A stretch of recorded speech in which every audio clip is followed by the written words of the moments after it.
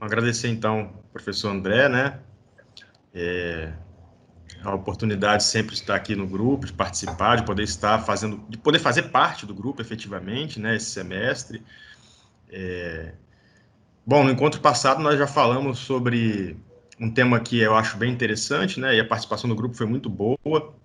Nós discutimos aqui necropolítica, né? Falamos sobre alguns temas vinculados ao sistema de justiça criminal, que, como disse o André, tem a ver com a minha, vamos dizer assim, é o meu campo de pesquisa, né? Criminologia crítica, ciências criminais, de modo geral, uma análise do processo penal, do direito penal, da política criminal também, sempre a partir de uma vertente mais crítica, né? Então, hoje a nossa proposta, pessoal, é falar um pouco sobre lawfare, estado de exceção.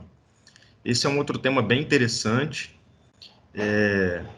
Ele tem uma relação com o tema que nós tratamos na aula passada, né? Existe um diálogo aqui, uma conexão entre os dois temas.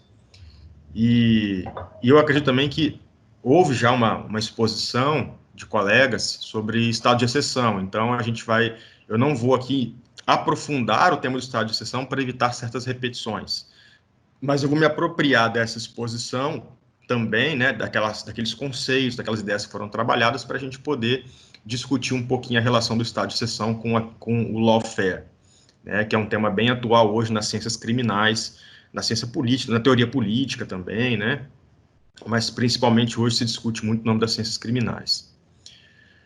Bem, então, para falar, e aí, como o André falou, também só reafirmando aqui, o Frederico Posati, né, mestrando da FDV, ele vai me auxiliar nessa exposição. Então, nós organizamos a exposição em 3 momentos. Eu vou fazer agora uma introdução sobre os conceitos básicos, algumas categorias básicas ligadas ao lawfare. Depois, o Frederico vai fazer uma exposição sobre a dimensão política do lawfare. E, por fim, eu vou tentar estabelecer essa articulação entre lawfare e estado de exceção. Tá? Então, a gente tem aqui 3 momentos dentro dessa exposição. Bom, pessoal, esse tema ele só pode ser corretamente ou adequadamente compreendido a partir de uma contextualização histórica e política. Né? Para a gente falar em lawfare, que é um tema recente no Brasil, ganhou uma dimensão muito grande, uma notoriedade muito grande, principalmente a partir do julgamento do Lula, né? Para a gente falar desse tema, é muito importante a gente compreender esse contexto histórico e político. E lawfare pressupõe, então, um pano de fundo social, político e econômico para a gente entender algumas transformações pelas quais o sistema de justiça criminal vem passando. Tá? Vejam, o processo penal brasileiro, o sistema penal brasileiro, de um modo geral, ele vem sofrendo muitas mudanças importantes nas últimas 2 décadas, principalmente. Os alunos que se debruçam sobre temas ligados a direito penal, a processo penal, né, quaisquer temas dentro desses campos, dentro dessas áreas, eles precisam compreender esse pano de fundo. Eles precisam compreender esse contexto histórico, político, porque esses trabalhos que são desenvolvidos no PPGD, na pós-graduação, de um modo geral, eles precisam ser devidamente contextualizados. Né? Existe um contexto histórico, um contexto social, político, que a gente vai situar esses trabalhos, essas pesquisas. Então, nós temos atualmente no Brasil, é possível verificar, um aumento considerável daquilo que o Luigi Ferraioli, que tem um livro chamado Direito e Razão, né, é a maior referência do garantismo penal no Brasil, e talvez no mundo, né? Ele é um autor italiano, um justo filósofo, na verdade.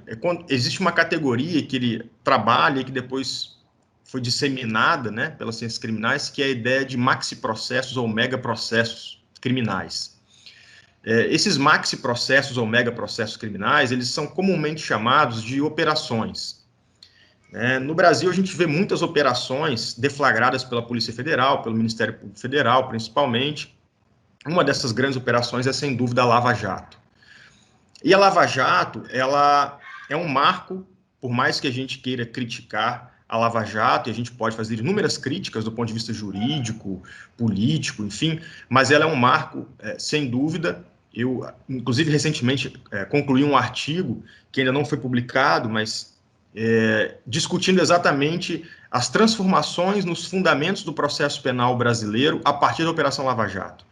As modificações que a Operação Lava Jato gerou do ponto de vista epistemológico, dos fundamentos do processo penal brasileiro, no próprio sistema de justiça criminal, até do ponto de vista da racionalidade que norteia o nosso sistema penal. Então, ela seria uma dessas operações, né? Ela compõe aquilo que o Ferraioli vai chamar de maxi ou mega processos criminais, né?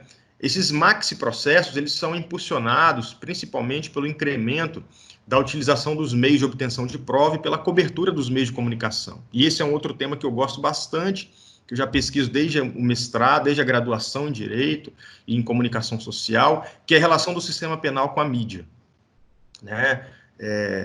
Por ser formado em Comunicação Social, esse também é um tema que me é muito caro. E esses processos, esse fenômeno dos megaprocessos, eles têm como objetivo principal elucidar, né, crimes que o Edwin Sutherland vai chamar de white collar crimes, que são os crimes de colarinho branco. Esses megaprocessos, eles não têm como objetivo esclarecer crimes de furto, né, crimes de roubo. Geralmente eles se destinam à persecução de crimes de sujeitos poderosos, né? Nós estamos falando de crimes econômicos, crimes contra a administração pública, crimes empresariais. Então, é uma determinada parcela de crimes que está muito mais ligado àquilo que o Sutherland vai chamar de crimes de colarinho branco. Claro que o conceito de crime de colarinho branco é um conceito sociológico, não é um conceito jurídico, né? O Sutherland era um criminólogo, a formação dele não era em direito propriamente, não era um jurista como nós compreendemos, mas o conceito é sociológico e é um conceito extremamente importante no plano jurídico também. Então, a nossa proposta hoje é discutir a utilização do sistema penal como um instrumento de condução política. É compreender o sistema penal como um mecanismo de condução política mesmo, né? É realçar e destacar a faceta política do sistema penal, do direito penal, do processo penal.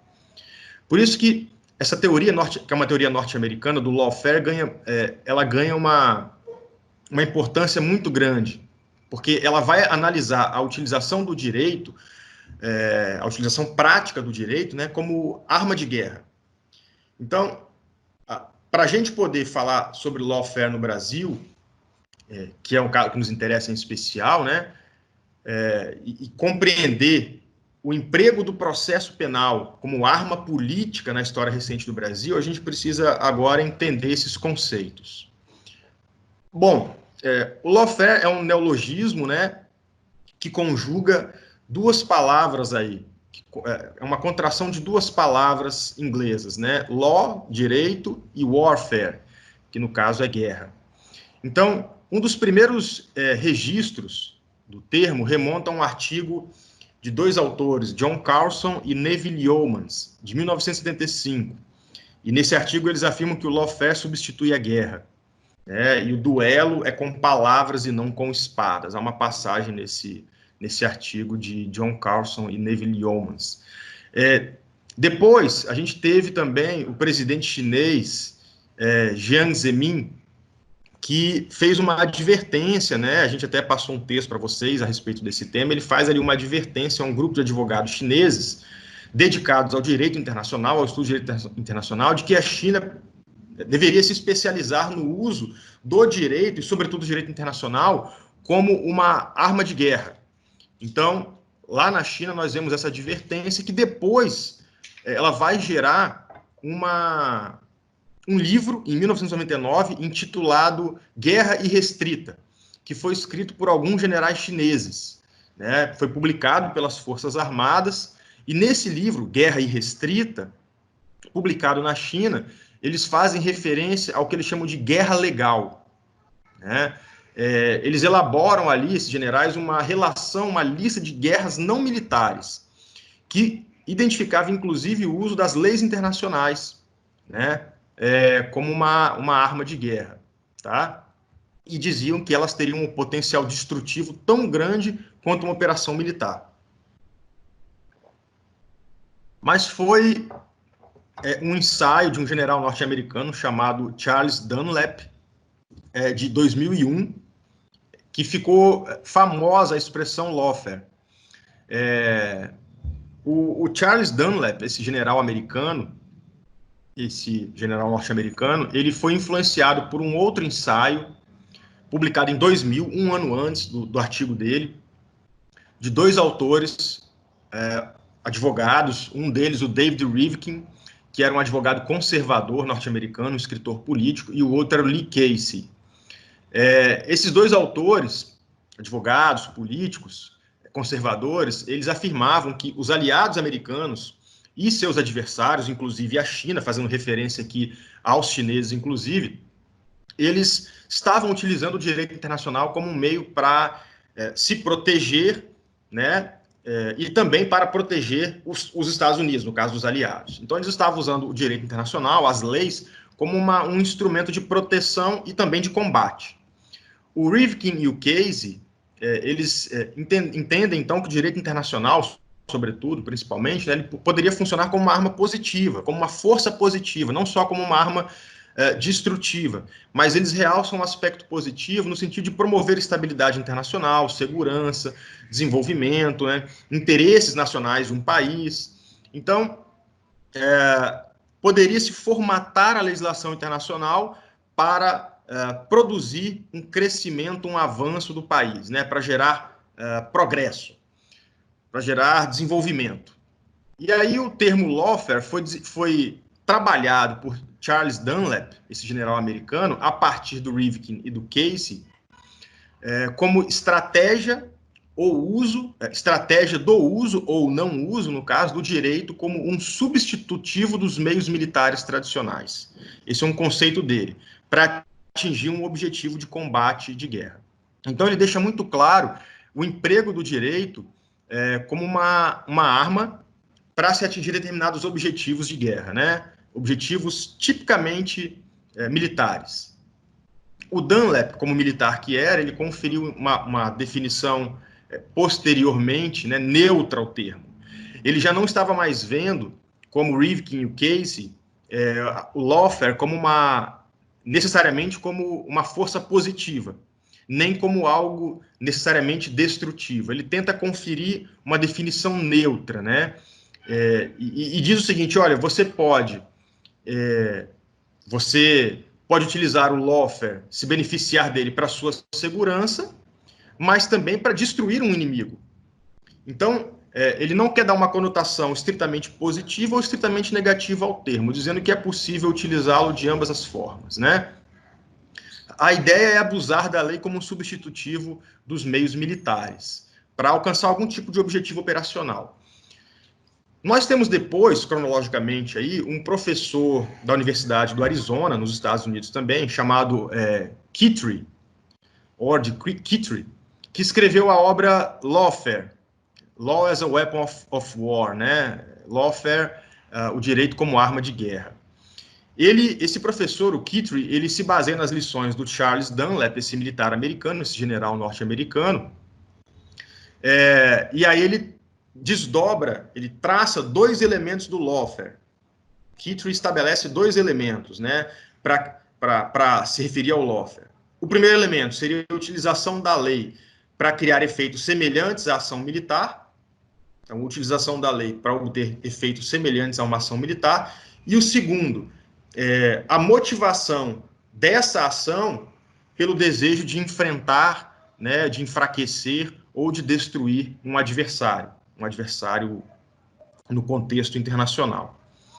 Então, o direito, ele declaradamente deixa de ser um instrumento de resolução de conflitos, para essa teoria do lawfare, para se ressignificar e se transformar em arma estatal no combate aos inimigos. Vejam que ele surge, pessoal, no contexto do direito internacional. Então, eles não estavam preocupados com inimigos internos, eles estavam focados na utilização do lawfare para a obtenção de algum tipo de vantagem, um benefício, no combate a inimigos externos. Geralmente, esse era o foco, né? O contexto de surgimento é esse. Só que o lawfare vai ganhando uma dimensão muito maior, ele vai se disseminando. A teoria vai ganhando novos contornos. Então, ele passa a significar, basicamente, o uso estratégico do direito para fins de deslegitimar, prejudicar ou até destruir, aniquilar um inimigo. E ele vai reforçar essa dimensão estratégica do direito. Né? No processo penal, por exemplo, a gente fala muito alguns autores trabalham, o Alexandre Moraes da Rosa trabalha, por exemplo, no Brasil, teoria dos jogos, né, o direito conforme teoria dos jogos, que é uma construção também nesse caso, do processo italiano, do direito italiano, a ideia de que o processo ele pode ser utilizado estrategicamente, ele deve ser pensado estrategicamente. E aqui não só o processo, mas o direito, né? Então, o que nos interessa nessa exposição hoje é refletir e analisar o uso do direito como uma arma de guerra. E isso só é possível quando nós compreendemos a dimensão política do lawfare. A gente só consegue compreender essa teoria e a utilização do direito como uma arma de guerra e a sua apropriação da teoria, no caso do Brasil, para o combate de determinados sujeitos, determinados inimigos, num contexto interno, do direito interno, quando a gente compreende essa dimensão política do lawfare. Bom, eu vou passar então a palavra para o Frederico, para que ele possa fazer a exposição dele e depois eu retomo. Pode ser, Fred? Pode, estou ligando a câmera aqui. Só para fazer uma observação antes, eu coloquei no chat da reunião a decisão do habeas corpus 580.653, foi proferida há 2 dias pelo ministro, acho que foi o Schietti, que ele faz menção necropolítica ao indeferir uma ordem de habeas corpus, aliás, indeferir liminarmente um habeas corpus impetrado pela deputada estadual Érica Clarissa, que ela queria garantir a liberdade de ir e vir para no estado de Pernambuco, em razão da decretação do lockdown. E o ministro faz referência à matéria que nós estudamos no encontro passado sobre a necropolítica. Eu coloquei a decisão aqui no chat da reunião para quem queira ter acesso, tá bom? Então, continuando, eu acredito que uma coisa ficou bem clara, e a gente não consegue desassociar falar em guerra sem falar em estratégia. Acho que o papel principal, aliás, o elemento principal de uma guerra é uma estratégia. E isso a gente verifica-se desde de todas as histórias, todas as documentações de conflitos, né, onde a estratégia é elaborada previamente é que pode ser determinante para a conclusão do conflito. Isso quer seja na época da Idade Medieval, nas guerras já de trincheiras, nas guerras hoje em dia mais modernas, né, onde a guerra está relacionado com estratégia, né? E nesse sentido que a gente pode colocar a questão do lawfare, né? Além de ser uma arma de guerra, a gente faz uma conotação que seria uma utilização do processo como estratégia para obter algum objetivo, né? E isso é muito complicado quando se fala em processo principalmente vinculado à área criminal, porque diante de uma teoria garantista, ou então diante de uma teoria humanista, ou até mesmo iluminista, com base em Beccaria, na verdade o processo penal deveria ser um instrumento e uma área de preservação de garantias individuais, né? Garantias sociais. No instante que você fala em garantias individuais, você também faz uma reflexão para a garantia de uma sociedade, para evitar sofrer arbítrio por parte do Estado, e inclusive também seria um local, né, um local de racionalização e de aplicação em concreto das garantias individuais, né? Então, a questão do lawfare seria essencialmente utilizar o processo como um instrumento estratégico para obtenção de objetivos que seriam alheios à própria estrutura de um processo, que, conforme foi dito, que seria um instrumento de resolução de conflito.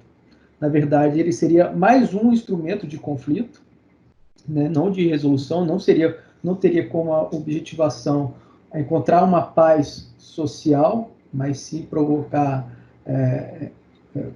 o próprio conflito, sendo um cenário do próprio conflito, né? E deixar bem claro que aqui o termo que eu digo conflito não é o conflito que nós aprendemos vinculado à premissa de Lide, né? Muito bem trabalhado pelo professor Afrânio da Silva, mas é o conflito mesmo, o conflito de duas forças antagônicas que querem se destruir.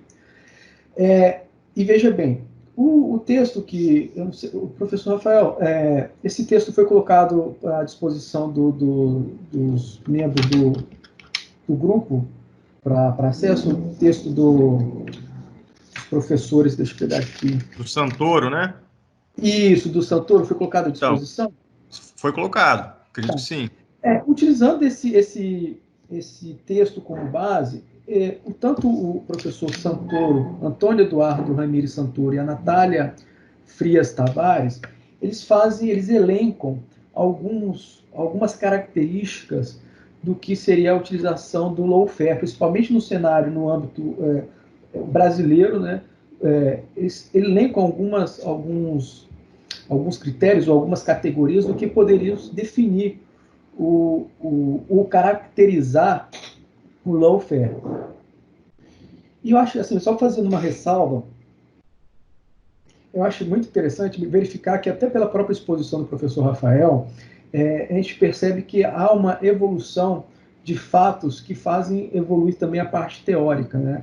Falar em lawfare hoje, a gente não pode esquecer de algumas situações que foram anteriores e que não se utilizava esse termo, até porque não havia esse desenvolvimento da categoria, né, do lawfare como um estudo categórico, como categoria. Mas, por exemplo, quem teve acesso, quem puder ter acesso e está disponível na internet, existe um trabalho, um artigo do Sérgio Moro, que ele faz uma análise da Operação Mãos Limpas da Itália. E ele é bem categórico, ele é bem expressivo, ele deixa bem claro a anuência dele e a concordância dele de utilizar os meios de comunicação como estratégia para obter algum êxito no processo criminal. Eu consigo vincular essa própria manifestação dele como já um dos elementos que foram utilizados pelo lawfare aqui no Brasil, que tem sido utilizado no lawfare aqui no Brasil, a utilização dessas mídias, eles falam hegemônicas, né, essas mídias, a utilização da mídia como um parceiro, como um, um aliado no conflito, né? Os autores do texto, eles elencam cinco elementos que poderiam ajudar na configuração, na caracterização do lawfare, né? O primeiro, eles colocam, o texto seria a iniciativa de criação de novas leis que permitem a redução de garantia no âmbito das persecuções penais.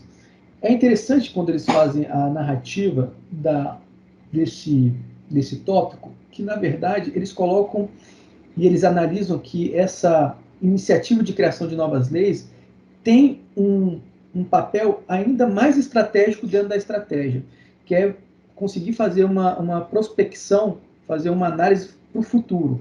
Você, através de modificação legislativa, você já consegue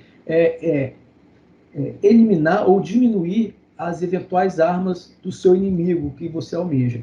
Eles colocam, por exemplo, como exemplo, o pacote que seriam as 10 medidas contra a corrupção, onde teve um apoio maciço do Ministério Público Federal. E esse pacote de 10 medidas contra a corrupção, quem teve a oportunidade de ler, à época, a versão original, percebe-se que eram medidas e eram indicativos de diminuição significativa de direitos individuais, né? Restrição de habeas corpus, a utilização de postulados que trabalhariam com premissas verdadeiras. Exemplo, no caso de trabalhar com eu me esqueci o nome aqui, que seria o teste de idoneidade moral do servidor público. São questões que inverteriam toda a ordem lógica do processo penal, como o ônus da prova, etc. e tal, para diminuir essas garantias e deixar o inimigo mais fragilizado, né? E isso mostrou, na verdade, o Ministério Público Federal como um órgão praticamente político, porque ele fez valer, inclusive com a elaboração de de adesivos, nós vimos por assim para baixo, aqui no Espírito Santo eu vi bastante, os adesivos como eu apoio as 10 medidas contra a corrupção, e não necessariamente essas medidas iriam influenciar diretamente na questão da corrupção, porque não existia um estudo prévio de como que isso poderia afetar diretamente ou diminuir os crimes de corrupção, e existiam vários adesivos, inclusive com a sigla do Ministério Público Federal, né? O segundo ponto que eles elencam aqui seria a iniciativa de criação de novas leis com a tipificação aberta que permite a adequação de condutas com finalidade de coibição de ações políticas tidas como criminosas ou que invertam o ônus probatório. Esse item eu vejo que está bem vinculado ao item anterior, até porque no item anterior você diminui as armas do seu inimigo, e aqui você, na verdade, aumenta suas armas. Que, na verdade, como você faz a tipificação aberta, que permite a adequação, eu, como acusador, eu vou conseguir te imputar mais situações ou fatos que não são taxativos, e eu consigo me sobrepor nesse conflito, né? E aqui, por exemplo, eles utilizam como exemplo, né, a tipificação da conduta de enriquecimento ilícito, onde um indivíduo político, possivelmente, se ele não conseguisse comprovar que da onde era a origem da sua evolução patrimonial, isso daria uma presunção que a origem é ilícita, ou seja, haveria uma inversão de prova do ônus probatório. Então, na verdade, você já diminuiu as armas do seu alvo e aumenta as suas armas, né? Então, haveria uma sobreposição ou um distanciamento dessa relação das paridades de armas, vamos dizer assim, né? O outro tópico que eles elencam aqui é a judicialização de discussões outrora essencialmente reservadas ao campo político. O judiciário, na perspectiva do lawfare, ele passa a ser um instrumento ou um campo de batalha, que antes as discussões eram baseadas nas discussões políticas no parlamento, onde existia a posição de uma ideia e a posição de outra ideia, e aí haveria os debates, e passa a ter o judiciário como um elemento estratégico para a prevalência dessas posições políticas, levando, inclusive, discussões que eram e têm essencialmente cunho político para um campo que seria técnico dentro do judiciário. Essa decisão, inclusive, que eu coloquei para análise do que fala da necropolítica, eu vejo, por exemplo, uma situação que demonstra a utilização do judiciário como arena de debate político, porque o governador do estado de Pernambuco faz parte da oposição ao governo federal, a posição política dele. Eu não vou me lembrar aqui qual é o partido político dele, mas de oposição ao governo federal. E a deputada que impetrou o habeas corpus, ela faz parte da base do governo, né, que é do PSL. E, inclusive, o ministro, ainda que de forma indireta, fala que essas questões não deveriam chegar ao judiciário, que são questões estritamente políticas, não só no campo de elaboração ou discussão legislativa, mas discussões políticas, essencialmente políticas, onde você faz a jogada para onde você faz o discurso para o seu público, né? Então, a utilização do judiciário para a discussão de elementos e questões essencialmente políticas, os autores colocam como uma parte integrante do lawfare. E aqui eles colocam, por exemplo, duas situações que demonstram situações diferentes para uma análise que poderia ser igual. O ministro Fux, ele deu uma liminar determinando que fosse feito novamente o processo legislativo da elaboração ou alteração e discussão do pacote de 10 medidas. Para quem não se recorda, esse pacote de 10 medidas chegou com uma proposta do Ministério Público, encabeçado principalmente pelo Ministério Público Federal, e nas discussões na Câmara dos Deputados, houve alteração significativa do projeto, né, com a inclusão dos crimes de abuso de autoridade. O deputado Eduardo Bolsonaro, então, na época, ele pediu um mandado de segurança, não me lembro qual foi a via eleita dele, mas acredito que foi um mandado de segurança, foi mandado de segurança, 34.530, pedindo que fosse suspendida a tramitação, porque não haveria o respeito de algum trâmite irregular dentro do Congresso. E o ministro Luiz Fux deu a liminar, determinando o retorno do procedimento, né? Só que, por exemplo, em 2015, quem trabalha com essa parte vai poder me ajudar, eu não vou ter esse dado perfeitamente aqui, mas eu me lembro que nesse período, eu sei que foi posterior a 2013, quando houve aquela tentativa de diminuição da idade, da minoridade penal, que houve inicialmente uma recusa por parte do Congresso e virado um tempo, o então deputado presidente Eduardo Cunha, ele colocou a matéria novamente em discussão, sendo que deveria haver um respeito de um prazo regimental.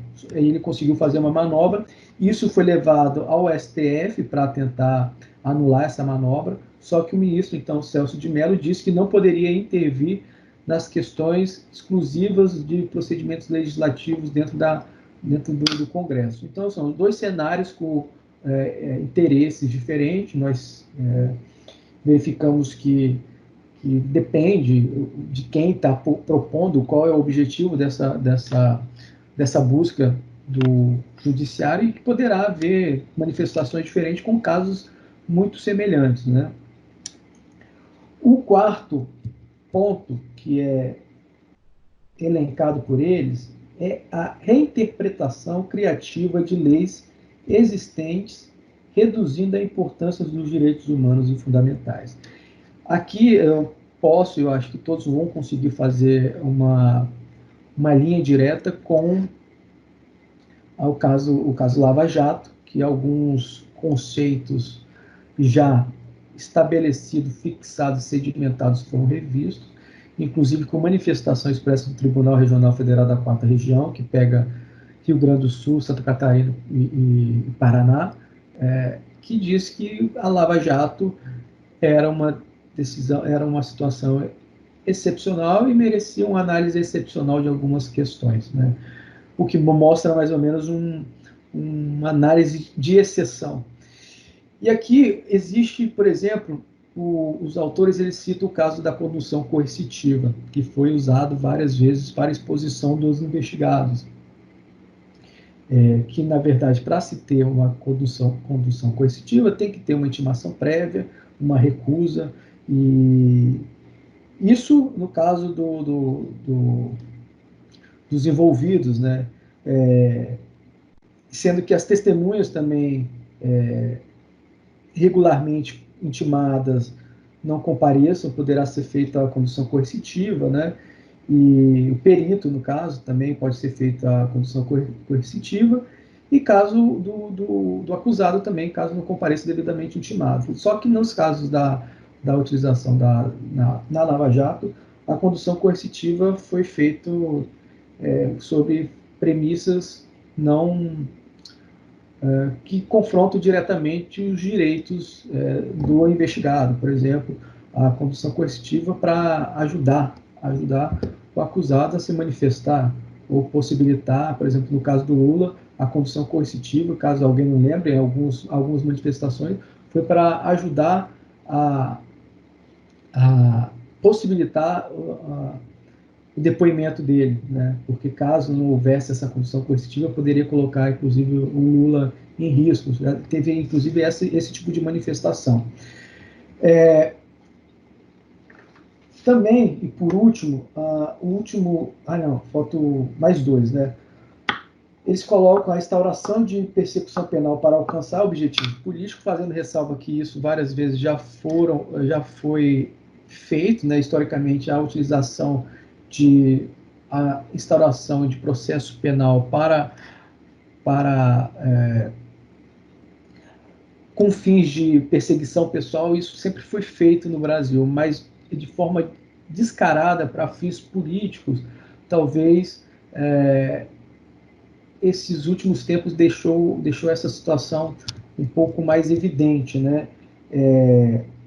Por exemplo, o exemplo que eles citam aqui, os autores citam aqui no texto, é no caso das manifestações que ocorreram no Rio de Janeiro, em frente à residência do então governador Sérgio Cabral. E foi feito um decreto que constituiu um grupo de análise, na verdade é um grupo de perseguição, vamos dizer assim, porque foi instaurado exclusivamente para isso, que era um grupo de estudo, um grupo de atuação. Na verdade, eles denominam Comissão Especial de Investigação de Atos de Vandalismo em Manifestações Públicas, mas com notório objetivo de coibir aquelas manifestações que estavam ocorrendo em frente à residência do Sérgio Cabral. Isso, na verdade, também em vários outros estados houveram criações de grupos ou de grupos de atuação ou atuações específicas para combater essas manifestações sociais que ocorreram muito a partir de 2013, né? E, por fim, o último elemento que eles colocam aqui é que a divulgação de persecuções criminais com a afetação de imagens pessoais para alcançar objetivos políticos. Os exemplos que podem ser citados nessa divulgação de persecução penal para fins políticos, acredito que nós temos alguns casos mais recentes e outros um pouco mais pretéritos. Por exemplo, a divulgação do áudio da então presidente Dilma com o Lula, que foi um áudio que, a bem da verdade, já era notoriamente ilícito, porque já era posterior à revogação da medida que possibilitava a interceptação telefônica, e mesmo assim foi divulgada, e que no final das contas mereceu só um pedido de escusas. No caso, por exemplo, da divulgação da delação premiada do Palocci, e, por exemplo, recentemente nós vimos, eu acho que nessas 2 últimas semanas, com a constatação e ainda fase de investigação, que uma medida que poderia envolver o amigo do agora presidente Bolsonaro, Queiroz, e seu filho Flávio Bolsonaro, foi postergada para não intervir diretamente no pleito das eleições, né? Então, na verdade, consegue-se manipular essas informações, que, a meu ver, questões processuais não deveriam ser utilizadas, mas no instante que não poderia ser utilizada para esses fins, né? Até porque vai de encontro a alguns critérios, como, por exemplo, alguns princípios, como, por exemplo, a dignidade da pessoa humana, ou o princípio, por exemplo, esqueci aqui agora, dependendo da situação, quando o processo corre investigação, onde não poderia haver a publicação, mas ocorre esse vazamento das informações de forma estratégica, o que interfere até no interesse do processo coletivo e da investigação, mas que é vazado as informações, mas com interesse exclusivamente político e para interferir na política, né? Então, os autores utilizam esses elementos para demonstrar a utilização do processo como uma estratégia de debilitar ou aniquilar o inimigo, e assim configuraria o lawfare. Eu acho que são esses termos, professor Rafael. Beleza, Fred. Então, pessoal, a partir dessa exposição do Frederico, a gente consegue verificar algumas situações que ilustram a utilização do lawfare, né? Que ilustram o emprego do lawfare, a ideia de utilização do direito, nesse caso do processo penal, do direito penal, como arma de guerra. Eu só queria fazer também aqui um comentário importante para aqueles que, por exemplo, no grupo se interessam por Michel Foucault, né? Não é a nossa matriz aqui hoje, não é o marco de análise, né? Não é o marco teórico que compõe a análise, porque a teoria do lawfare ela não usa o Foucault como referencial teórico, mas a gente sabe que o Foucault, nos cursos dele, ele vai discutir o poder, porque essa discussão hoje aqui, pessoal, ela é basicamente uma discussão sobre teorias do poder. O que a gente está discutindo aqui é uma teoria do poder. O Foucault ele vai descrever o poder como algo que existe primariamente, fundamentalmente, né, como relação de força e sob a forma de combate, de guerra. Então, assim, a matriz aqui não é Foucaultiana, mas o Foucault já vai tratar o poder como guerra. Ele vai, inclusive, para aqueles que se interessam, inverter um aforismo muito famoso do Karl von Clausewitz, um general prussiano, né, um oficial prussiano. O Clausewitz, os militares todos estudam Clausewitz, ele dizia, ele tratava a guerra como continuação da política por outros meios.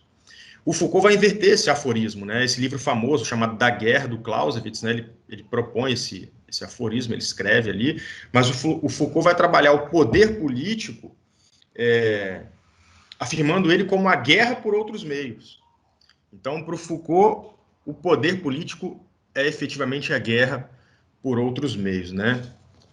O que o Foucault faz, na verdade, aqui é integrar dois grandes autores, né? O Wilhelm Reich, que é um alemão, e o outro alemão também, que é o Friedrich Nietzsche. O Reich trabalha o poder como repressão e o Nietzsche expõe o poder como confronto de forças. Mas então, assim, só fazendo esse parênteses, abrindo esse parênteses, retomando a fala do Frederico, né, ele demonstra, então, na história recente brasileira, como que o lawfare ele está intimamente ligado com o sistema de justiça criminal, a partir de alguns casos paradigmáticos, de alguns casos que nós temos aí, que poderiam exemplificar esse uso do direito penal, sobretudo como arma de guerra. Delimitada a semântica, né, que abriga, abrigada no termo lawfare, e demonstrada essa relação direta com a política, né, essa dimensão política do instituto ou do conceito, é importante agora a gente descrever a relação dele com algumas categorias, e aí eu queria principalmente expor rapidamente aqui os traços comuns que ele possui com algumas categorias, como o estado de exceção, embora ele não se confunda com essas categorias. Então, no caso do estado de exceção, como eu disse no início da exposição aqui hoje, eu não vou aprofundar isso, porque já foi tratado anteriormente, né? Eu falei um pouquinho do estado de exceção no encontro passado, outros colegas já abordaram bem o tema. Mas existem alguns pontos de contato muito, muito claros com o lawfare.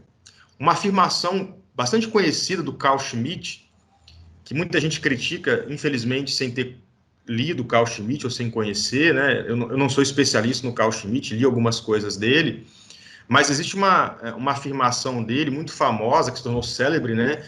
Que é de que o soberano é quem decide sobre o estado de exceção. E a partir daí, a partir da própria obra do Carl Schmitt, a gente consegue expor aqui três elementos centrais do estado de exceção: o soberano, né? A superação da normatividade e também o inimigo, né? Aí é outra categoria importante para quem estuda política criminal, por exemplo, para quem estuda ciências criminais, né, que depois vai permitir, por exemplo, a ideia de direito penal do inimigo, que é um tema bem interessante também. O soberano ele tem à sua disposição a ordem jurídica, né, ele pode excepcioná-la como a gente falou aqui, em superação da normatividade em prol da neutralização dos seus inimigos. Então, o lawfare e o estado de exceção, eles possuem em comum a figura do inimigo. Ambos pressupõem a hostilidade, né? O hostis, que é uma expressão que ele vai usar, o Carl Schmitt também, pressupõe a possibilidade de combate a um inimigo virtual. No caso do estado de exceção, ele possui uma tipologia bastante estrita, a condição de afastamento da normatividade, diante de um julgamento, por exemplo, diante da decisão do soberano. Então, a possibilidade de afastar a normatividade, né? No caso do lawfare, a gente tem uma fronteira muito indistinta entre legalidade e ilegalidade. Essa fronteira entre o que é legal e o que é ilegal, ela se torna indistinta, ela se dissolve, né, na hipótese do lawfare, no caso do lawfare. Se, por um lado, o soberano ele tem a possibilidade de afastar a normatividade, de suspender a ordem legal, né, no combate aos seus inimigos, o lawfare ele dissolve essa fronteira entre legalidade e ilegalidade. A gente já não consegue mais identificar isso, né? Então, é muito importante compreender o uso do lawfare no contexto atual, porque o princípio da legalidade, me parece, já se tornou um mito há muito tempo, né? Ele já não pode mais ser compreendido, senão no contexto do próprio estado de exceção que nós vivemos, né? Que tem sido normalizado. E aí, me apropriando aqui do Agamben, né? O estado de exceção se torna a regra também, o Walter Benjamin diz isso, nas 10 teses dele sobre o conceito de história. Uma outra categoria interessante, pessoal, ainda, que dialoga com o lawfare, é o ativismo judicial. Eu não sei se é o Cleilton que pretende trabalhar essa ideia, mas acho que alguém mencionou nos nossos primeiros encontros lá do grupo desse semestre, o ativismo judicial no sentido de preterição de textos normativos em favor de convicções pessoais do intérprete, né? Então, esse ativismo judicial ele vai subverter completamente o modelo de democracia constitucional. E o lawfare político ele está permeado, né? Ele é repleto de ativismo judicial, principalmente quando a gente fala em combate à corrupção, né? Que é uma das principais justificativas do ativismo judicial. O combate à corrupção, como a gente falou aqui de crimes de colarinho branco, né? A necessidade de oferecer uma resposta para a impunidade, o combate a certos crimes, né? Crimes praticados por sujeitos poderosos. Então, a Lava Jato tem como premissa passar a limpo o Brasil e acabar com a corrupção. Só que a gente percebe claramente que isso é uma grande ilusão, né? Então, justifica-se o lawfare político a partir por exemplo, do combate à corrupção, né? E aí o que a Lava Jato faz é, trabalhando dentro dessa premissa de condução política, de utilização política do sistema penal, é dissolver completamente a fronteira entre o que é legal e o que é ilegal. Mas você faz isso a partir de uma justificativa que é nobre, né? Ou que é legítima, o combate à corrupção. Então, isso justifica, inclusive, ativismo judicial, a contrariedade de textos normativos da Constituição, de leis, em favor de algumas interpretações, de algumas convicções pessoais dos intérpretes mesmo. O Supremo tem feito muito isso, né? Inclusive, no caso, saindo um pouco da questão da corrupção, dos crimes, dos megaprocessos, ele fez isso, inclusive, no caso, embora fosse, como eu falei, o pressuposto fosse talvez interessante, né, a finalidade fosse uma pretensamente nobre, do ponto de vista dos valores, mas ele fez isso no caso da lei de racismo e dos crimes cometidos contra pessoas que são homossexuais, LGBT, enfim, a tentativa de igualar, né, os crimes vinculados à homofobia a crimes de racismo. Foi completamente absurdo, né? Uma violação completa do princípio da legalidade no direito penal. Um outro conceito que também se articula com o lawfare são as guerras híbridas, que é um tema bem interessante, bem atual também, né? É um modelo de guerra que conjuga conhecimentos militares, a ideia de guerra híbrida vai conjugar modelos militares, conhecimentos militares, do âmbito da comunicação social, né, comunicacional, jurídico, psicológico. Então, guerra híbrida vai conectar todos esses elementos, né, todos esses conhecimentos militares, comunicacionais, jurídicos, psicológicos, para fins geopolíticos. E isso os Estados Unidos fazem muito bem atualmente, né? Isso os americanos eles têm feito de maneira muito, muito clara.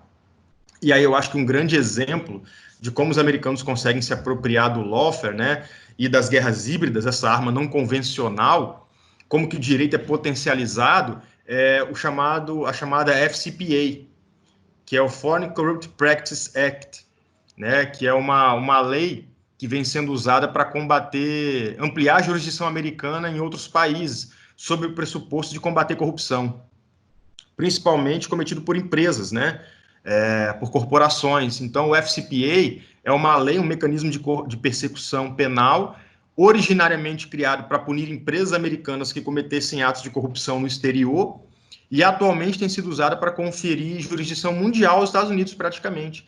É possível que empresas brasileiras, como aconteceu, por exemplo, com a Petrobras, que foi a maior sanção aplicada do ponto de vista pecuniário, né? É possível que empresas estrangeiras recebam grandes punições extremamente severas a partir de interpretações absurdas, exóticas, surreais do FCPA, né? Então, a gente tem aí uma arma com potencial devastador sobre a economia e sobre a política de um país, né? Minando a soberania, desmantelando a economia de um país. Você consegue utilizar o direito no plano internacional de maneira muito eficiente, como uma arma de guerra. E aí, pessoal, eu queria concluir a nossa fala dizendo que, em relação ao lawfare, é possível você adotar basicamente duas posições críticas, que é o que a gente tem observado nas leituras, nos trabalhos de maneira geral. Há basicamente duas grandes posições críticas em relação ao lawfare.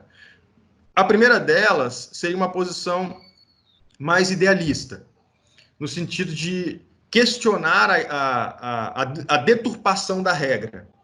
Ou seja, é a crítica tipicamente jurídica, né? Que está vinculada à ideologia jurídica. No mesmo, é um pouco mais do mesmo.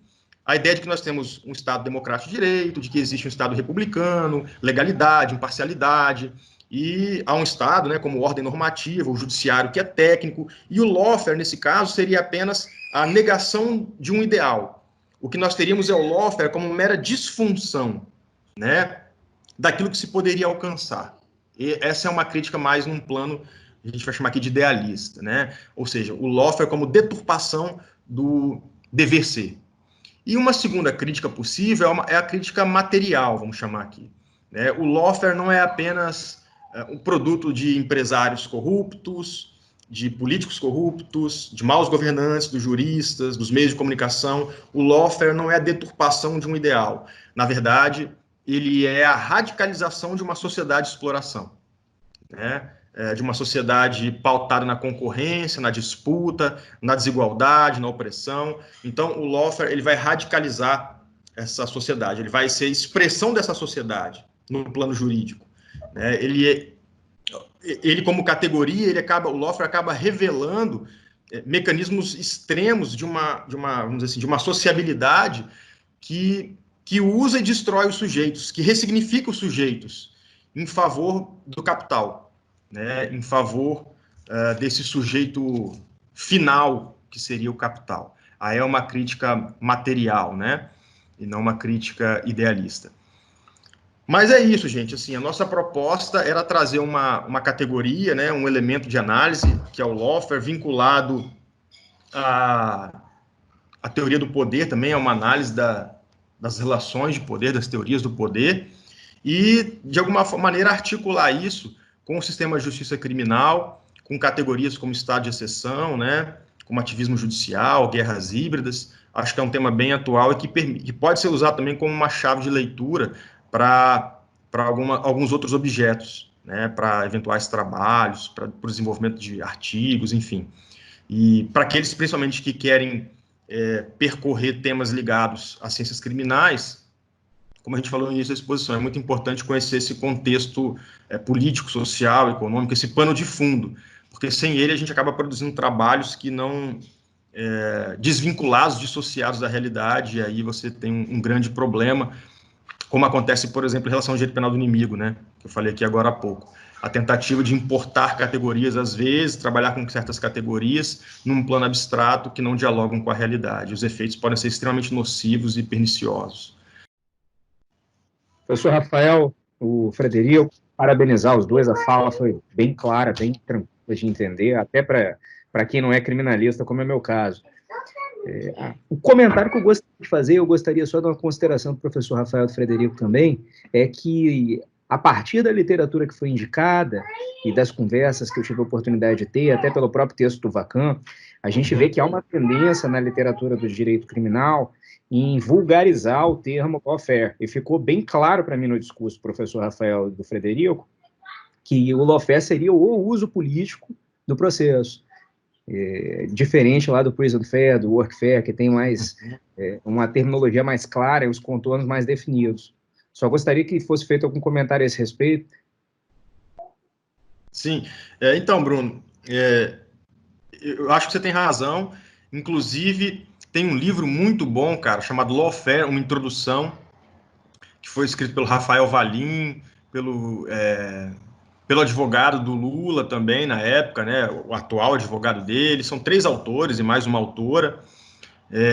Eles discutem nesse livro, eles vão propor nesse livro exatamente a tentativa de evitar a vulgarização do termo, né, do lawfare, porque senão a gente acaba usando indistintamente o lawfare para praticamente tudo, né. Então, eu acho que a gente tem que tomar muito cuidado, principalmente porque aqui a gente está falando no âmbito de um grupo de pesquisa, né, com a utilização de certos termos. Por isso, uma certa cautela que eu tive de tentar estabelecer algumas premissas no início da fala, conceituar as possíveis definições, né? Uma proposta mais analítica mesmo, uma leitura mais voltada para com certo rigor, vamos dizer, analítico, porque até para mim, eu confesso para você que a gente poderia acabar tendo alguns problemas quando a gente banaliza certos conceitos, né? Então, acho que esse rigor que você está propondo, que você está pontuando aqui, ele é extremamente importante. O lawfare, ele não surge no direito penal, ele não surge no contexto do processo penal. Como eu falei, ele surge num contexto de análise do direito internacional, com finalidades geopolíticas, né? Então, acho que a gente precisa desse cuidado, efetivamente, para não, talvez, banalizar um termo e não trabalhar a partir de categorias equivocadas, né? Eu acho que faz todo sentido a crítica. Mas aqui a gente está tentando trazê-lo para dentro do sistema penal, para dentro de uma análise mais do processo penal. Quer fazer alguma consideração aí, Fred? Sim, na verdade, até uma resposta e uma pergunta também. Pensando aqui agora, existem situações que podem fazer parte, por exemplo, alguns elementos que podem fazer parte de um lawfare, mas não necessariamente aquela situação é o lawfare, né? Por exemplo, a utilização de estratégias dentro de um processo. Obviamente que dentro de um processo você pode usar estratégias, né? Mas a questão é com qual intuito você usa essa estratégia. A intuito é de tentar vencer uma causa, fazer melhor para o seu cliente, é uma situação. A outra é você utilizar a estratégia com o intuito de eliminar ou prejudicar exclusivamente o seu adversário, né? Então, assim, não necessariamente o uso de estratégia configura um lawfare, mas para ser um lawfare precisa de ter imaginar o processo como como uma estratégia em si, né? Eu acredito assim, só fazer um acréscimo quanto a essa situação, né? Talvez eu possa ter mencionado que a utilização de estratégia dentro de um processo, isso pode configurar e configurará um lawfare? Não, não necessariamente. Mas que um lawfare precisa ter esse adjetivo de estratégia, eu acredito que não tem como desassociar isso. Não sei se eu estou sendo precipitado para colocar uma condição já inerente, ainda que é um termo em desenvolvimento, né?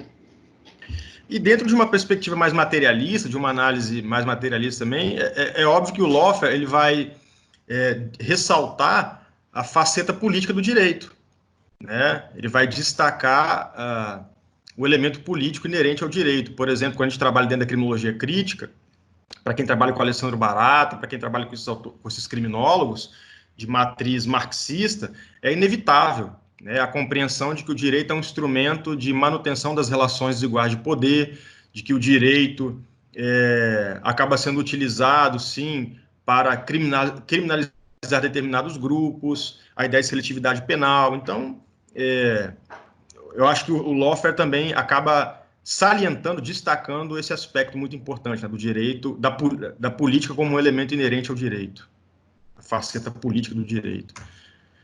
Quem é o próximo aí, então, Aline? O próximo agora é o Cleilton. Pode falar.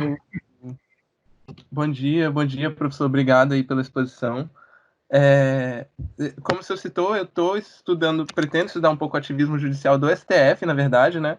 Mas o meu foco não é no ativismo judicial, é especificamente na decisão que criminaliza a homofobia. Uhum. E aí você citou aí que, tipo assim, o absurdo dessa decisão do ponto de vista penal, né, que viola o princípio da legalidade. Eu sempre vejo o pessoal citando assim, mas o Código Penal fala que não há crime sem lei. E, na verdade, a Constituição fala isso. Então, tipo assim, é uma decisão que fere a própria Constituição, Sim. né? Ao criar um crime sem uma lei, ao expandir um tipo penal, né? Mas, enfim. Mas eu não estou analisando nem do ponto de vista penal, porque eu não sou criminalista e não tenho interesse em me tornar criminalista.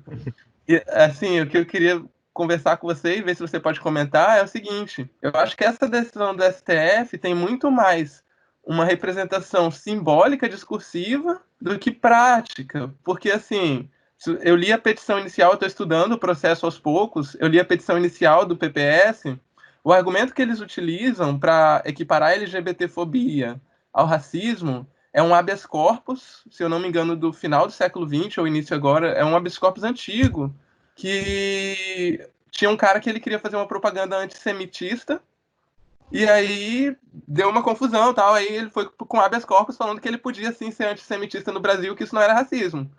E o STF entendeu que não, que antissemitismo é racismo, mesmo os judeus sendo considerados pessoas brancas no Brasil, né? E aí eles usam esse argumento para falar assim, olha, se lá entenderam que a discriminação contra judeus era racismo social, então a LGBTfobia também tem que ser racismo social. Beleza. Vou tentar não me estender, porque senão eu vou falar muito. Só que assim, o STF aceita esses argumentos, criminaliza a homofobia, falando que a LGBTfobia é uma espécie social do gênero racismo. Só que, assim, do ponto de vista penal, eu vislumbro, assim, a gente não pode fazer futurologia na pesquisa, né?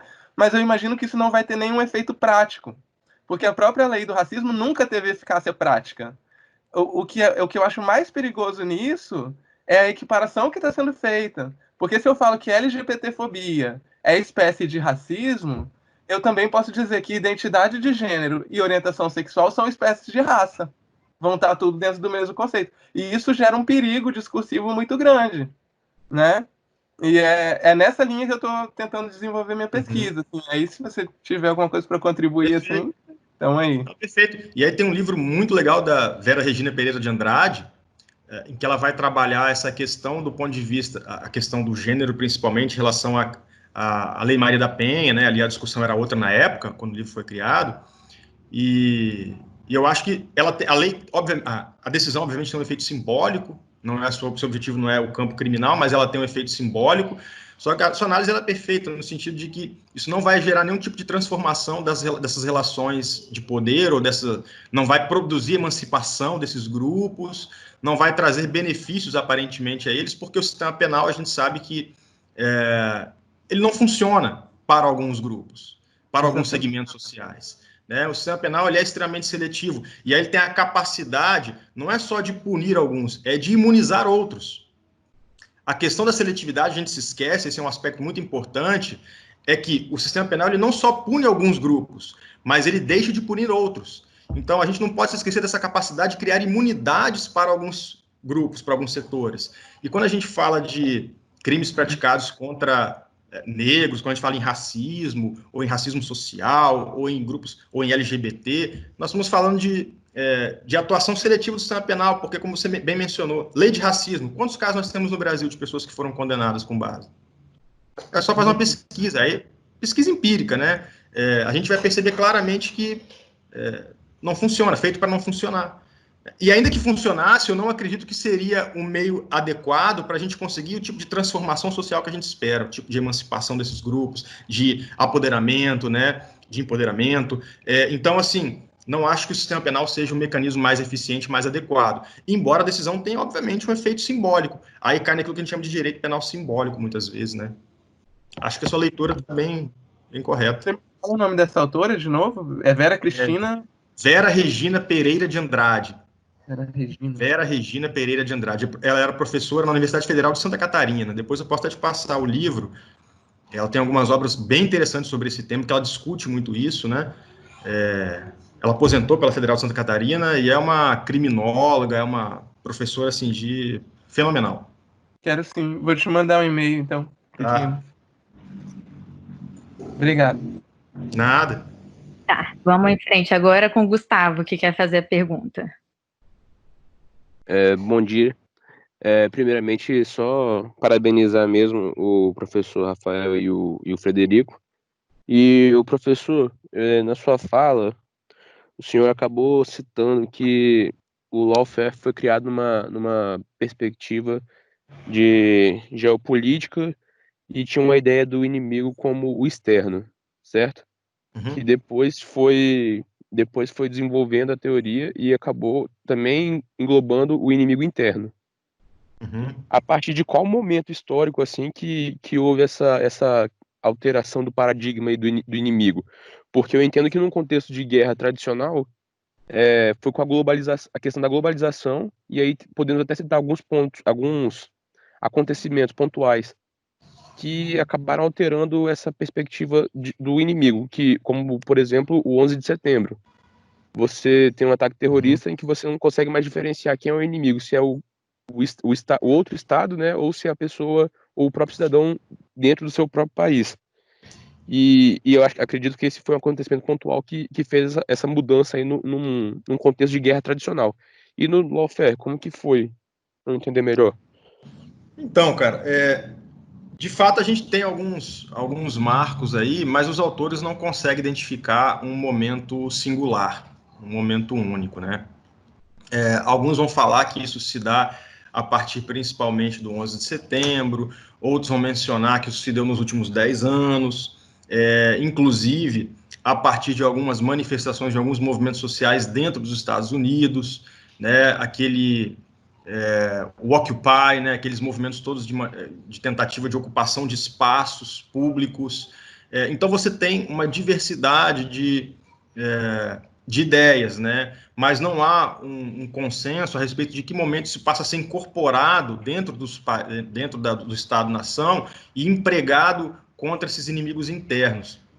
Há, de fato, uma apropriação dessas categorias ou dessas ideias, mas eu não teria como afirmar para você, até porque nem os estudiosos norte-americanos que trabalham a teoria conseguem identificar de maneira consensual um momento de virada, sabe? Um momento em que isso passa a ser empregado internamente contra determinados inimigos internos. Você menciona a globalização, mas me parece, Gustavo, que a globalização ela é anterior, né? O processo de globalização, se a gente for analisar aqui a partir do Milton Santos, que talvez seja um dos grandes autores brasileiros a discutir globalização, o fenômeno ele já é anterior. Por exemplo, o Günther Jacobs, aí eu acho que para quem estuda direito penal isso se interessa, o Günther Jacobs, na década de 90, na segunda parte da década de 90, 95, ali 96, ele dá uma palestra, né, na Universidade de Frankfurt, num congresso, defendendo, não vou dizer isso, mas diagnosticando a existência do direito penal do inimigo. Né? A gente falou aqui, então, de inimigo interno. O Jacobs, quando ele ministra essa palestra na década de 90 na Alemanha, foi pouco tempo antes, 4, 5 anos antes do artigo do Charles Dunlap. Né? Uns 4, 5 anos antes do artigo, de artigos importantes, ali em 2000, 2001, do Rifkin e do Casey, por exemplo. Então, o próprio Günther Jacobs, na Alemanha, ele vai dizer assim, olha, existe a necessidade, ou existe já um diagnóstico, melhor, não fala em necessidade, mas ele já diagnostica a existência de um direito penal do inimigo. Nós temos 2 subsistemas dentro dos ordenamentos. Então, você tem um direito penal e um processo penal de garantias, clássico, né, para os cidadãos, e um direito penal do inimigo, como se fosse uma espécie de subsistema aplicado para aqueles indivíduos que vivem ali dentro da sociedade, mas que romperam com o contrato social e que delinquem de modo persistente. Aí ele vai diagnosticar, ele vai dizer que isso é meramente uma análise de um diagnóstico, estabelecimento de um diagnóstico. Alguns anos depois desse congresso em Frankfurt, ele dá uma nova palestra, já não mais apenas diagnosticando. Ele simplesmente vai propor o modelo. Ele vai dizer assim, olha, não é mais uma questão meramente descritiva, agora a análise é propositiva.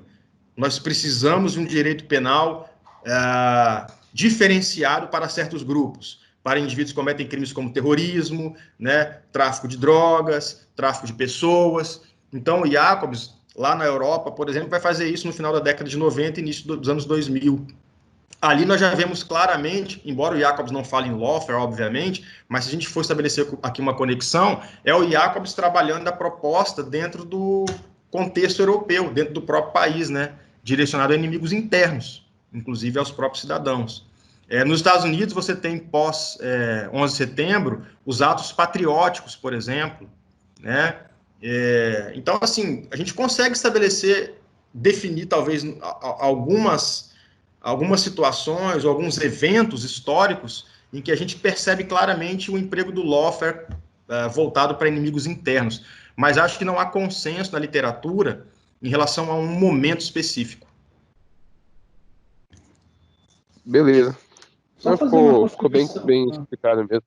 Oi, pode ir. Uma contribuição assim. Obviamente que existe toda uma evolução conceitual e de ações, né, que vai passando pelo tempo. Inclusive, conforme mencionei na minha parte, a questão de utilização da mídia como um aliado não foi definida agora. Lá na Operação Mãos Limpas, isso já foi utilizado. O marco internacional, é sempre muito difícil você colocar um marco pontual do que aonde começou, quando deixou de começar, quando começou ou quando foi estabelecido. Mas, por exemplo, partindo da premissa que inicialmente o lawfare não era utilizado no campo criminal, vamos dizer assim, eu entendo que, por exemplo, a gente poderia estabelecer um marco interessante de talvez uma análise, os estabelecimentos e consolidações dos tribunais internacionais de resolução de conflito comercial. Não necessariamente comercial, por exemplo. Tem o Tribunal Internacional do Mar, que é lá da cidade que nós gostamos, lá de Hamburgo, que fica ali em Klein-Flottbek, né?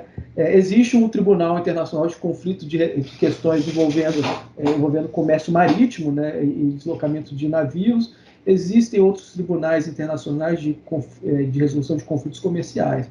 E quando você verifica que a economia mundial, apesar de cada vez mais diferente, está cada vez mais interligada, você entrar num conflito por interesse, você entrar numa guerra por interesse econômico, estrategicamente hoje, muito arriscado, porque você pode entrar em conflito entrar em guerra com um Estado-nação que você tem interesses, ou suas empresas importantes no seu país têm interesse comercial com aquele Estado-nação, e se você entrar com guerra, ela vai perder dinheiro com isso, né?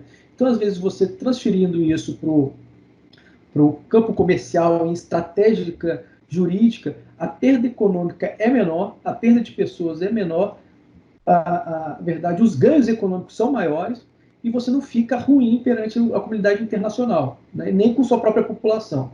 E você transferindo isso para o campo, agora já dentro do Brasil, você utilizando o lawfare como uma arma de estratégia, na verdade, você dá um amparo de legalidade às suas perseguições.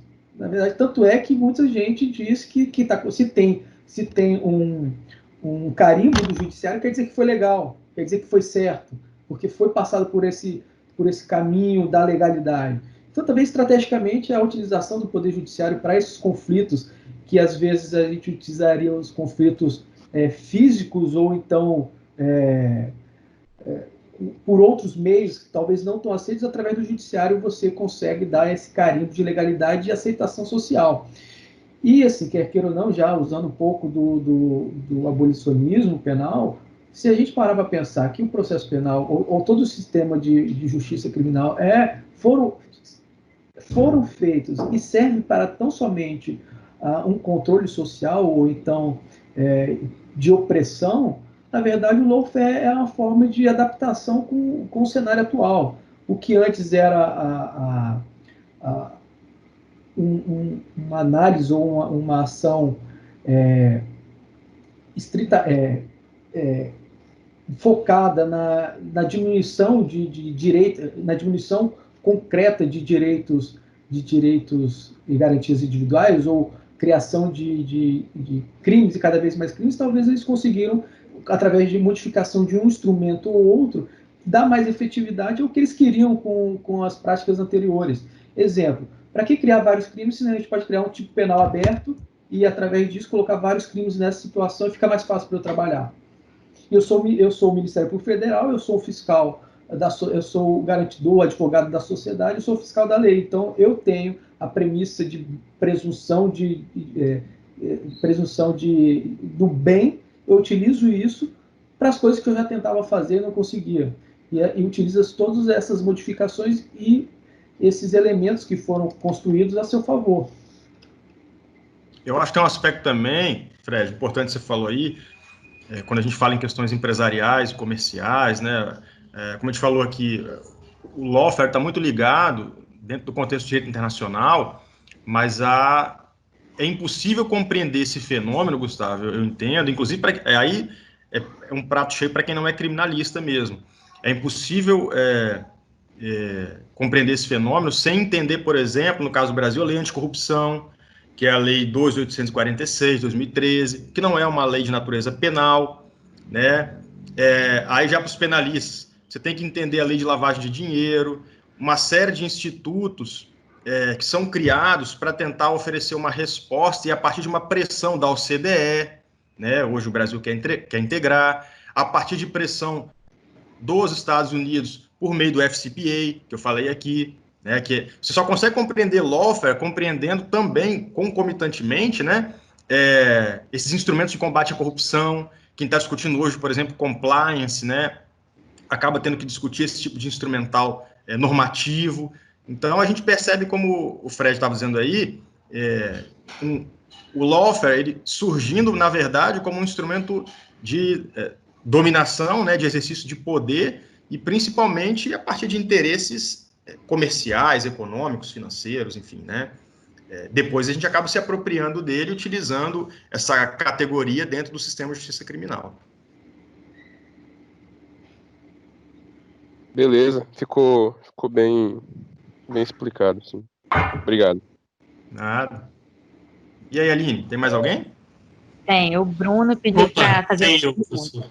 Deixa eu ligar aqui. Você consegue me ouvir? Sim. Então, primeiro, eu achei muito boa a apresentação de vocês dois, que foi bem clara. É um tema que é difícil de ser tratado, mas enquanto vocês foram discorrendo, eu fiz algumas anotações, assim, costumo fazer. E aí, a partir de uma fala que se iniciou do Frederico e depois da apresentação das críticas, eu queria, se possível, que vocês fizessem um apontamento sobre uma questão que talvez seja uma compreensão, não sei, desvirtuada minha aqui. O Frederico, eu entendi até, ele chegou a dizer que essa ideia de conflito aqui não é a ideia de lead, né, de utilização ali dentro da regra, vamos dizer assim, mas uma questão de forças antagônicas que querem se destruir. E depois, quando foram tratadas das críticas, das posições críticas, a primeira delas, que lógico, o nome, como você bem tratou, é uma crítica idealista, mas enfim, mas me deu a sensação de que quem estabelece esse tipo de crítica, pode até ser um erro meu aqui, mas parece que não pegou o que é o lawfare, porque a ideia realmente não é utilizar o processo como lead, como o Frederico disse que não é mesmo. Porque a partir do momento que você estabelece uma crítica falando isso é uma deturpação da regra, isso é uma crítica jurídica, a minha sensação é que é isso mesmo, lawfare. E mesmo que você tente dar um ar de legalidade, você começa a ver em discurso que a gente vê direto que, às vezes, a legalidade é um empecilho para você fazer o bem, como agora o Frederico acabou de completar. Eu sou o Ministério Público e é mais fácil deixar aberto porque se eu fechar muito, vai impedir que eu faça o bem para as pessoas. Não necessariamente vai garantir que as pessoas tenham segurança, enfim. Queria que vocês, primeiramente, pudessem comentar se essa é uma consideração válida minha, que foi uma interpretação que eu tive, e a segunda é a seguinte: o limite, se é que existe, né, ou pelo menos uma ideia que se pode ter entre a diferença do lawfare para, por exemplo, danos são reflexos a um direito penal, porque mancha de alguma forma, né, a imagem da pessoa, ainda que a pessoa seja absolvida. Uma diferença, talvez até a pessoa querendo garantir lá, dentro do possível, as regras do jogo, né, tentando ser idealista aqui também, mas se é possível estabelecer um limite ou uma diferença entre esses danos que são talvez naturais dentre as várias aspas, né, da questão, e o lawfare é talvez a intenção na utilização disso? Fred, fala aí, começa aí.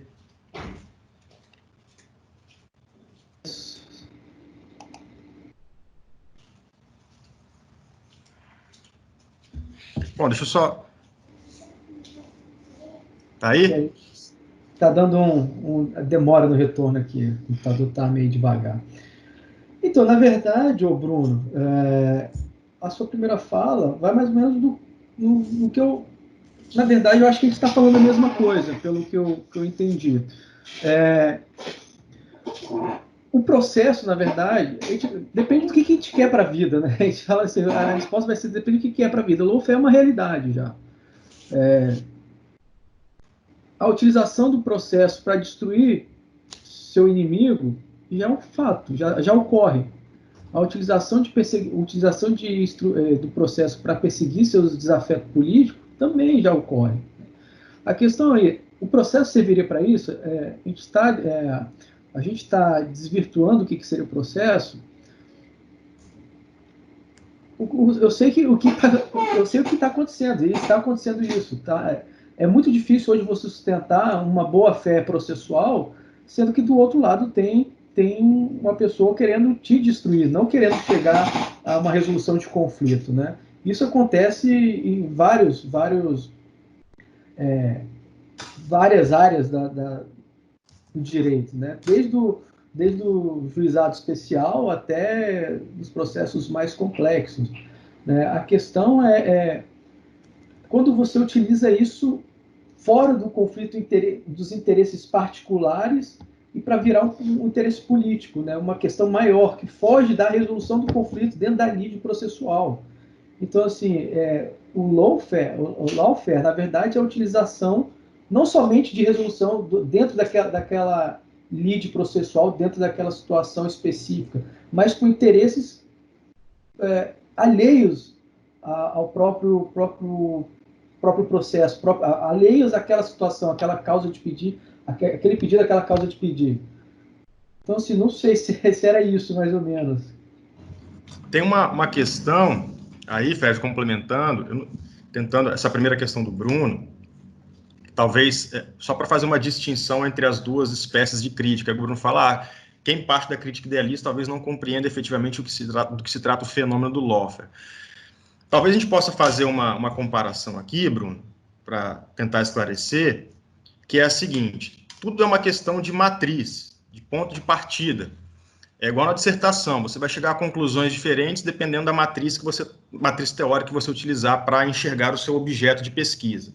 Por exemplo, se eu perguntar para você qual é a função do direito penal na sociedade, aí, se você for um autor garantista, que trabalha a partir das premissas do garantismo penal, que está muito vinculado ao direito penal clássico, né, ao Beccaria mesmo, o Ferraioli é um grande iluminista, você vai dizer assim, a função do direito penal primordial na sociedade é garantir a proteção de bens jurídicos. Ok. Se você trabalhar a partir de uma premissa, de uma perspectiva mais da criminologia crítica, você vai dizer que a função do direito penal na sociedade, a função real, né? Eles fazem essa distinção entre função real e função declarada. Ele vai dizer assim, isso o garantista falou que é a função do direito penal, proteção de bens jurídicos, os bens jurídicos mais importantes, isso é função declarada. A função real é a reprodução das relações iguais de poder a partir de uma tutela diferenciada, de uma gestão diferenciada daquilo que se chama de crime, né? A partir da seletividade penal, dos processos de criminalização. Aí o garantista vai dizer para você o seguinte, não, essa função do direito penal, de reprodução desigual das relações de poder, de manutenção da desigualdade na sociedade por meio dos processos de criminalização, isso é uma disfunção do direito. O garantista vai chamar isso de disfunção do direito penal. O criminólogo crítico vai chamar isso de função real. Então, perceba que existe uma diferença de tratamento do objeto a partir de premissas teóricas distintas. Enquanto que o garantista trabalha num plano, talvez que a gente possa chamar aqui de idealista, de que o direito serve, a função do direito penal é a tutela de bens jurídicos, e todo esse processo de reprodução desigual de poder, de seletividade penal, ele não é, para ele, uma função do direito penal. Ele é uma disfunção de um modelo que foi pensado para funcionar de uma determinada forma. Enquanto que, para o criminólogo crítico, ele vai dizer, não é disfunção. Disfunção pressupõe uma função ideal, prévia. Não, isso é a função real do sistema. Ele foi pensado para funcionar assim. Aí eu não sei se fica claro, porque para o criminólogo, para quem trabalha a partir da perspectiva da criminologia crítica, essa é uma função material, é uma crítica material, como eu falei, né, que parte de premissas diferentes, até de categorias diferentes, como luta de classes, como superestrutura, infraestrutura, a matriz é marxista. Então, eu acho que as duas críticas são relevantes, e nenhuma delas deve ser desvalorizada. O que existe aqui são conclusões diferentes a partir de pontos de partida de premissas diferentes. Eu acho que é muito... Por isso que a definição de um marco teórico numa pesquisa, num artigo, né, num debate, ele é tão importante, porque ele vai nos levar a conclusões diferentes, a análises completamente diferentes. Não, acho que é essa questão mesmo. O Frederico acabou respondendo a segunda questão, você acabou falando mais da primeira. Mas acho que essa que é o ponto que eu queria chegar, vai acabar vendo do ponto de partida mesmo, porque, sim, a leitura que eu tive, e talvez aí tenha sido o meu ponto de partida, já adotei um e achei que seria o correto, né?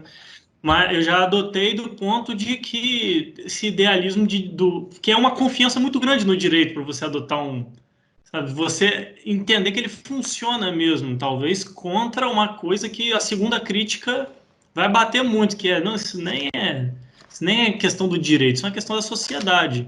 Acho que foi uma questão de adoção mesmo de ponto de partida, mas é exatamente isso mesmo. Você isso é importante, né, quando a gente está discutindo, é a gente compreender também os nossos pressupostos, né? Porque para um garantista, por exemplo, alguém que está trabalhando dentro da perspectiva mais normativa, ele vai dizer que isso não faz muito sentido. O seu diagnóstico talvez seja interessante, o Ferraioli assume muitas críticas, né, que a criminologia faz, mas ele trabalha dentro de perspectivas totalmente diferentes. Então, a teoria, por isso que o Saulo de Carvalho, por exemplo, vai dizer que o garantismo é uma teoria de curto alcance, né, porque ela tem limitações que, na visão dos criminólogos, são insuperáveis dentro do próprio garantismo, né, dentro da própria teoria garantista. Aí você precisaria você já parte, na sua crítica, você já parte de algumas premissas da criminologia crítica. Que vão fora já Não, entendi. Não, vocês responderam. Obrigado. E aí, Aline? Agora eu acho que terminou aqui, as inscrições terminaram. Não sei se mais alguém quer falar alguma coisa aí, mas ninguém falou mais nada no chat. Beleza, então. Então, eu acho que agradecer mesmo a exposição do professor Rafael Bolt e do Frederico.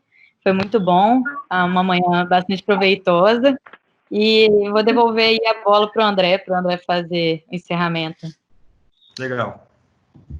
Aline, obrigado, Rafael, Frederico, todo mundo que participou, e eu tenho certeza que aqueles que não perguntaram também participaram, né, anotando, pensando nas coisas, nos problemas de pesquisa. Queria agradecer muito. Queria deixar o convite do nosso próximo encontro, dia 5 de junho, tá? Mesmo horário, bacana. A gente não tem uma agenda preocupada com certas temáticas específicas ao longo do semestre. A gente vai variando essa temática. Tivemos agora 2 encontros que são oriundos, digamos assim, da criminologia crítica, mas tivemos vários aportes em outras áreas de conhecimento, na filosofia, na sociologia, análise que vão trazer para o viés racial, etc. Então, todos os alunos, todos os membros do GP estão livres para trazer isso para o seu objeto de pesquisa, para aproximar do seu objeto, mas a partir do próximo encontro nós teremos uma ênfase mais específica na questão de gênero. E é uma variável fundamental de análise, né?